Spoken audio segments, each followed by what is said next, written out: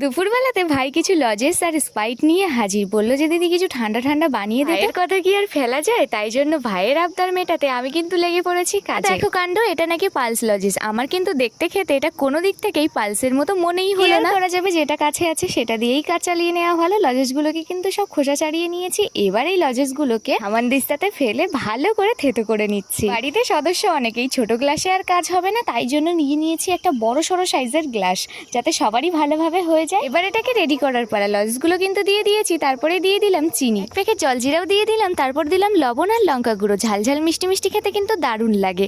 তো তারপরে দিয়ে দিচ্ছি ঠান্ডা জল। ঠান্ডা জলটা দেওয়ার পরে এখানে স্প্রাইটটা দিয়ে দিলাম। ঠান্ডা জল, ঠান্ডা স্প্রাইট সবই দিয়েছি, বাট তাতে তো আমার হবে না, এটাকে আমার আরও ঠান্ডা চাই। তার জন্য কিন্তু বেশ কয়েক টুকরো বরফ আমি দিয়ে দিয়েছি। ব্যাস রেডি হয়ে গেছে আমাদের ঠান্ডা ঠান্ডা জুসটা। এই গরমের কিন্তু একদম পারফেক্ট কোল্ড ড্রিঙ্কস হয়েছিল, যেটা খেতে দারুণ টেস্ট হয়েছিল। তোমরা কিন্তু একবার অবশ্যই এটা ট্রাই করে দেখো।